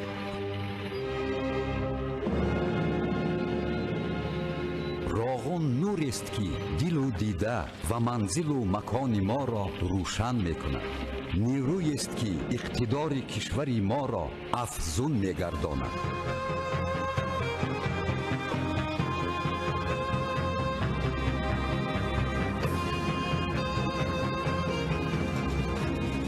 نیروگاه راغون نه از نگاه اقتصادی و نه از نگاه اکولوژی به یگان کشوری منطقه زیان نخواهد آورد، بلکه برعکس راغون عاملی مهمی خواهد گشت در رشد منطقه.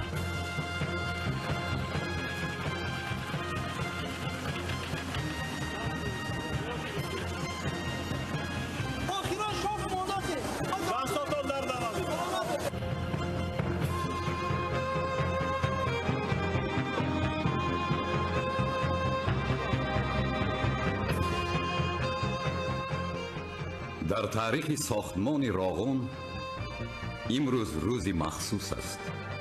بسم الله الرحمن الرحیم.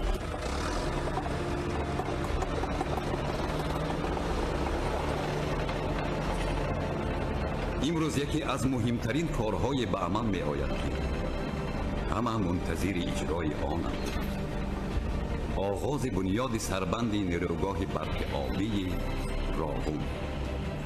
سازنده راغون اساسگزار صلح و وحدت ملی، پیشوای ملت، پرزیدنت جمهوری تاجیکستان محترم امام علی رحمان سوار بولدوزر وزنین رسا 1.5 ساعت با پیش کردن سنگ و شغل مجرای دریای وخش را بسته و بنیاد سربند نیروگاه برق آبی راغون که حیات و ممات برای مردم تاجیکستان است اساس گذاشت.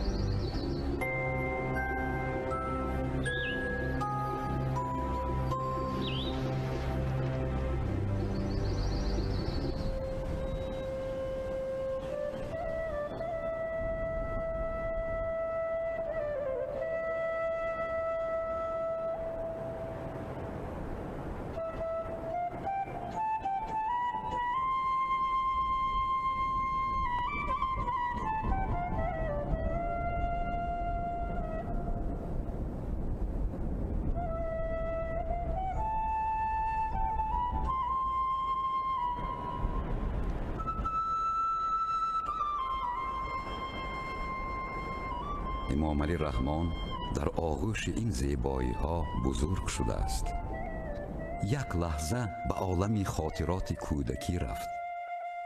خانه پدری، دوستان و پیوندان ایام کودکی، آنهایی که لحظه های اندوه و خرسندی را با هم می دیدند، او را به خود می کشند.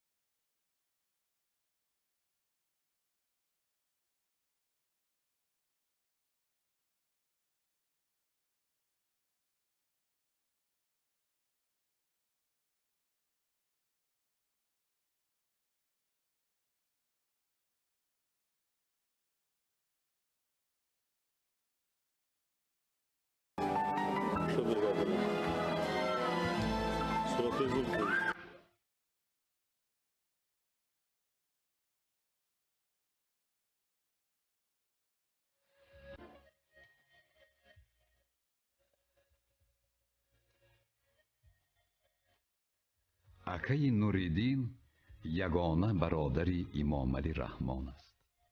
нуриддин ки солҳои зиёд механизатори пешқадам буд, ҳоло бо деҳқонӣ машғул ва сарвари хоҷагии деҳқонӣ аст. бародарон якдигарро дер дер мебинанд, вале якдигарро аз дур эҳсос мекунанд. ҳоло баъд аз дидори хишовандону ҳамсоягону ҳамдарсон фурсате даст дод ки бо ҳамдигар бишинанду суҳбат кунанд. як лаҳзае ки аз озодтар вақти ки дорем бо ҳамсинфон, бо ҳамкороне ки дар ин хоҷагӣ бо ман сару кор доштанд, бо холаҳои худам, тағоён, бародари худ, ба ҳар ҳол инам ғанимат аст. яна дар соли 59 9 сола аъзои фахрии хоҷагӣ шудем, кор кардем. این کسب بعد که خطیم خمپری مقدار کارو خورایی در بسیارتر نجیم بدن مادرم بیدار میکرد، پسرم پیز حلاو کن، چای کن، مکتب رفتن در کار. خانه های محلی داشتیم در اینجا. زمستان های سرد بود، حالا اون زمستان ها نیست، برف های زیاد میبارد. بالای بام از برف رفتن در کار، تازه کردن در کار نباشد خانه فرو میزد.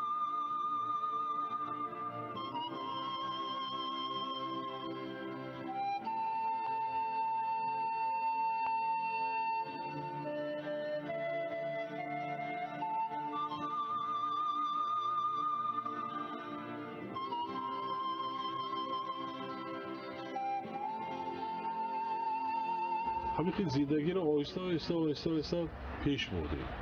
اول خانه رو در کردیم، بعد این کس بایتمون رسم با ما خانه کردیم. این خانه‌ای که میبینید همین سنگی دو کس میشیشتیم، تلشکده بعدی ساعتهای کاری شمانه دست میشیشتیم، سنگ تلشکده برو میکردیم و آورده در اینجا کوالقتی مایده. ما اول عقلم نمیگیره که سنگ مایده کرده میشد، سنگ میشکنه. وقتی که متخصصا یاد دادن کوال در چکل داشتن در کار، در کجا زدن در کار، سنگ دو کوال میزه سنگ همین گیمکی پای دیوار همین با دستی خودمون کرده است.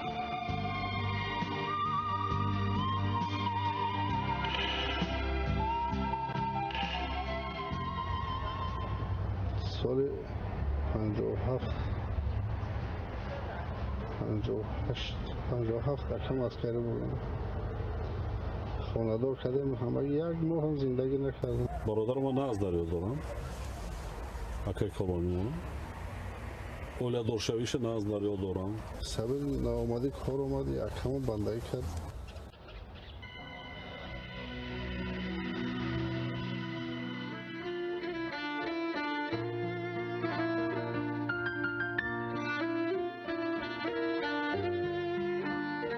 امام علی در همان آوان کودکی با غم و اندوهی گران روبرو شد. بار اول درک کرد که غم چیست، بیکسی چیست، ناعلاجی چیست.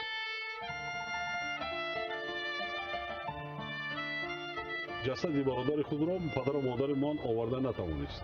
از کمبغلی، از ناعلاجی، از ناداری و کسی هم کمک نکرد و در آنجا به خاک سپردند. مادرم یک بار موی سرش هم سفید شد. در غم و اندوه بودن دائما، هیچ باور نداشتند که فرزندش نیست.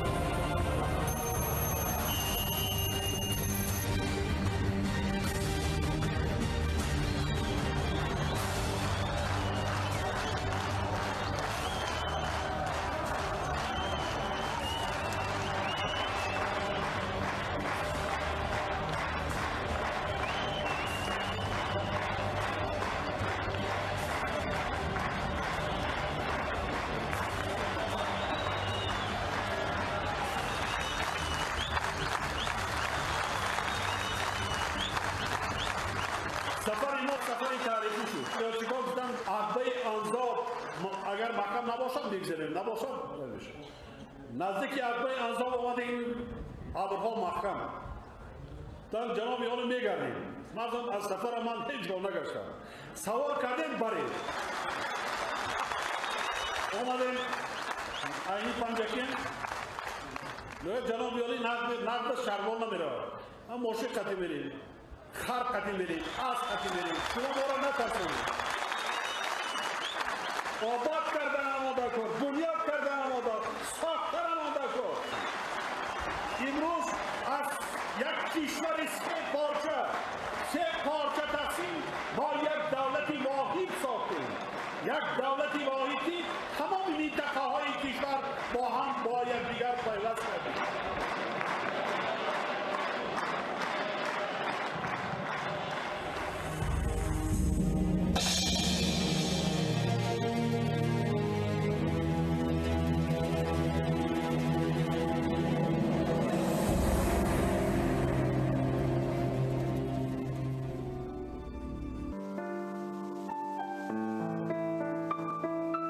امام علی رحمان در جهان معاصر یکی از سیاستمداران معروف است. در آخر سالهای 90 نسبت به وی تخم ناباوری کاشتند. او این ضربه ها را تحمل کرد، بلکه در این نبرد استوارتر شد. مردم به او همچنان که به معمار صلح باور داشت، به معمار دولتداری نوی تاجیکان نیز باور کرد.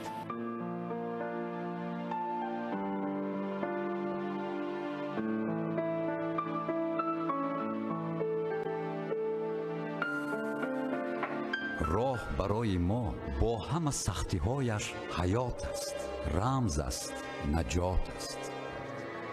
راه های بیراه، راه های سنگین پرمشقت،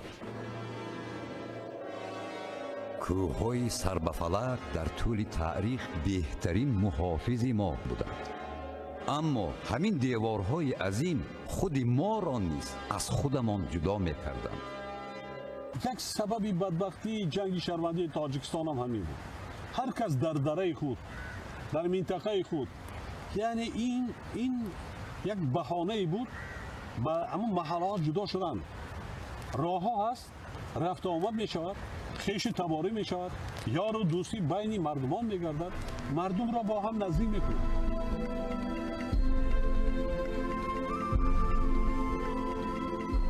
имомалӣ раҳмон бо тамоми ҳастӣ дарк намуд ки ягона роҳи наҷот аз ин вартаи ҳалокатбор роҳсозист.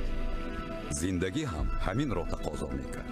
роҳ бояд сохт, зеро дар охири асри 20 дар он марҳалаи сарнавиштсоз моро бори дигар дар тангно қарор доданд, то моро ҳамчун миллат аз рӯи замин пок кунанд. ранҷҳои ин муҳосираро ҳар шаҳрванди тоҷикистон хуб дар ёд дорад. дар он вазъияти буҳронӣ ягона роҳе ки моро метавонист наҷот диҳад, роҳ сохтан ба сӯи кишвари чин буд. чанде тӯл накашид ки мошинҳои пурбор дар масирҳои ин роҳи нав ба ҳаракат даромаданд.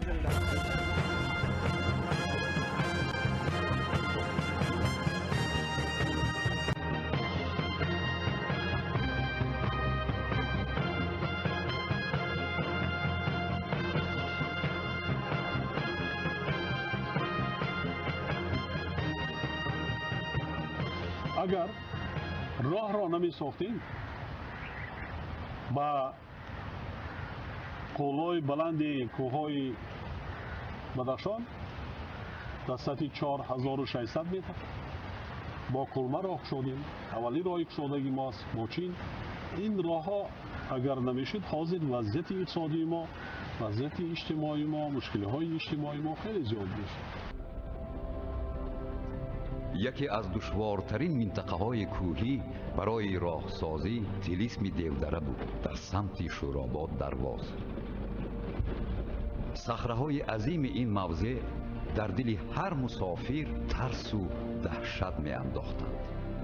одамони зиёде ҳангоми гузар аз ин мавзеъ ҷони ширини худро аз даст додаанд. ҳа чанд бор сафар дошт аз тарафи Шӯробод ва аз тарафи худи ноҳияи Дарвоз.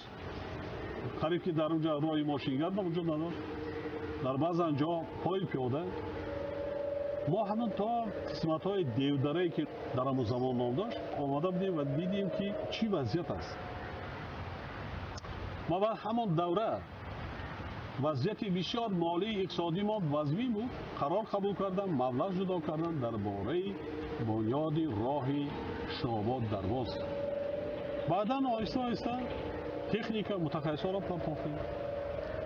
баъдан лоиҳаро дуруст таъризӣ кардан бо сарбоҷалби сармояи хориҷӣ.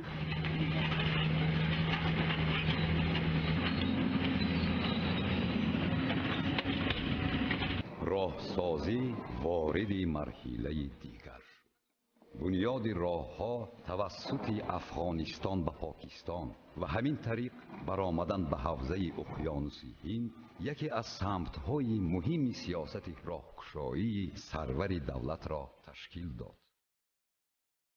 талошҳо ва кӯшишҳои пайгиронаи Имомалӣ Раҳмон дар сохтани роҳҳои нав собит кард ки ӯ шахсиятест созанда, ободкор, дурандеш ва сиёсатмадор.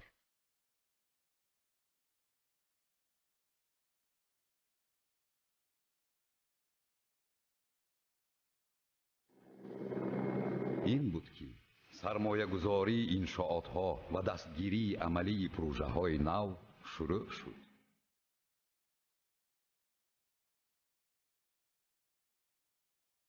шоҳроҳи ҳанӯз нотамоми Кӯлоб Дарвоз аллакай барои давлату миллат фоидаҳои аввалини худро эҳдо кард.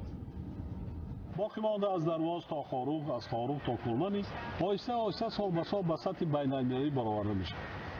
мешавад дарвозаи тиллоии тоҷикон.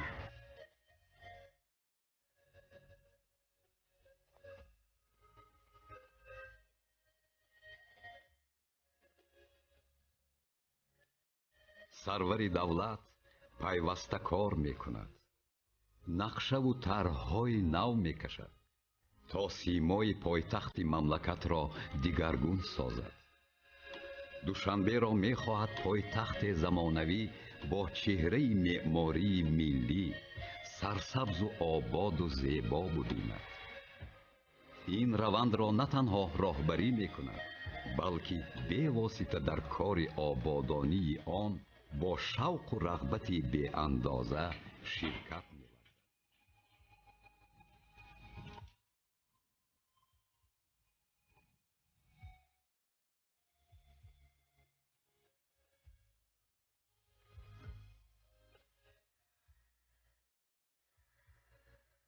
چون از آوان کودکی نهالشینانی را دوست می‌دارد.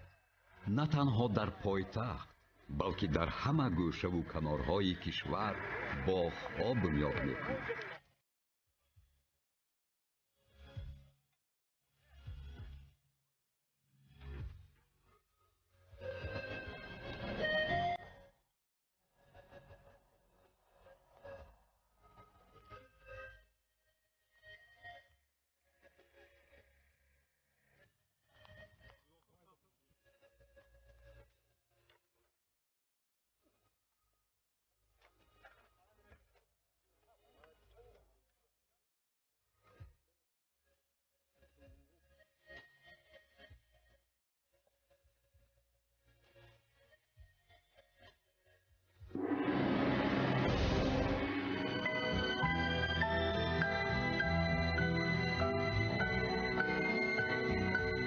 برای آنکه تاجیکستان از نگاه کمونیکاسیونی به یک کشور واحد تبدیل داده شود، شکافتن سینه عقبه‌های انزاب و شهرستان ناگزیر بود.